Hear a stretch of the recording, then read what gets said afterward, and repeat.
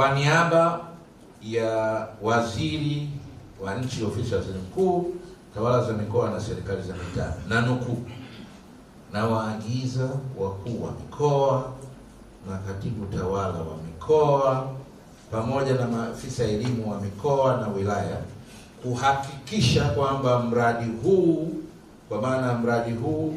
wa elimu ya stadi za maisha katika shule za sekondari unatekelezwa kwa ukamilifu na ubora ili kuleta matunda yaliyokusudiwa. Kwa kuwa vijana hawa wanajitolea, ni waagize kwa kutumia rasilimali mlizonazo katika ngazi za shule, halmashauri na mikoa, muweze kuwapa vipaumbele vya fursa mbalimbali za uwezeshaji vijana hawa wanaojitolea kama sehemu ya motisha, ili waendelee kujitolea kwa moyo wa kujenga jamii yao. Kwa mwaka jana peke yake tumeweza kusapoti watoto 38,928 kwa ngazi ya sekondari, kwa maana ya kidato cha kwanza mpaka kidato cha sita, lakini pia kwa ngazi ya elimu ya juu, kwa maana vyuo vikuu, diploma pamoja na vocational tumeweza kusapoti wanafunzi 1277, lakini pia gharama zote za matumizi kwa hiyo sapoti tuliweza kutumia jumla ya shilingi bilioni 28, na kama ambavyo tumepata brief kule chini, shirika la Camfed linapata fedha kutoka kwa wafadhili, na kwa kutumia ushirikiano wetu na serikali tunakaa pamoja kupanga juu ya matumizi ya hizo fedha. Mwaka 2025 kwa kushirikiana na Wizara ya Elimu pamoja na TAMISEMI kupitia Taasisi ya Elimu Tanzania tuliweza kupitia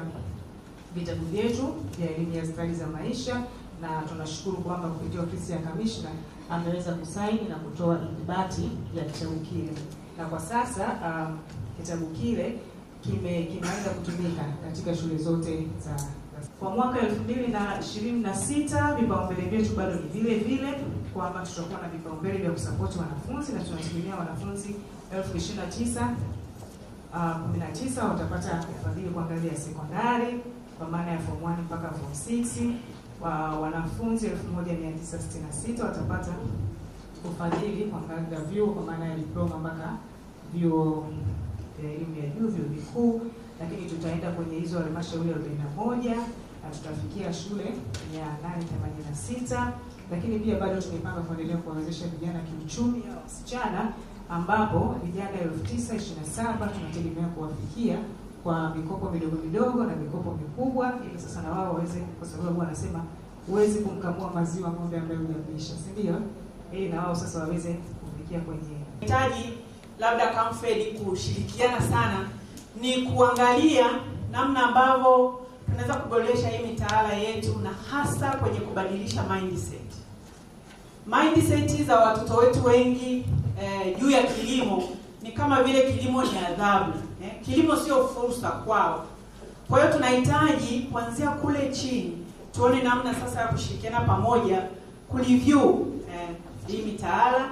kwa namna moja au nyingine, lakini pia kuangalia kama tunaweza tukaandaa miongozo fulani ya kuweza kusaidia ili tuweze kuwasaidia hawa vijana. Ukiangalia mnyororo mzima wa kilimo ni fursa nyingi kila mahali, lakini kutokana na ule mtazamo tulionao kuanzia ngazi ya familia mpaka kwenye mashule, tunaona kilimo tu kama ni adhabu. Kwa hiyo tunahitaji kushirikiana, na hii ni wape kama changamoto Camfed iwe ni eneo ambalo tunaweza tukashirikiana tukafanya kazi katika kuwasaidia. Mimi ni mfadhiliwa wa shirika la Camfed, ambapo nimefadhiliwa kutokana na mahitaji yangu ambayo nilikuwa nahitaji kama watu wa sare za shule, madaftari, vifaa vya usafi, chakula na kifaa cha usafiri kama baiskeli. Shirika la Camfed liliweza kupatia mahitaji haya kwa sababu familia yangu ilikuwa haina uwezo wa kunipa au kukidhi mahitaji niliyokuwa nahitaji kwa sababu ya changamoto ya kiuchumi. Pamoja na kwamba shirika la Camfed linipatia mahitaji yangu, niliona ni vyema pia kutoa elimu ya stadi za maisha ili tuweze kufikia malengo yetu. Shirika hili limetoa elimu ya stadi za maisha kupitia kitabu cha Dunia Yangu Bora. Kitabu cha Dunia Yangu Bora ni kitabu chenye mada mbalimbali zinazolenga kuwafundisha wanafunzi ili tuweze kujitambua na namna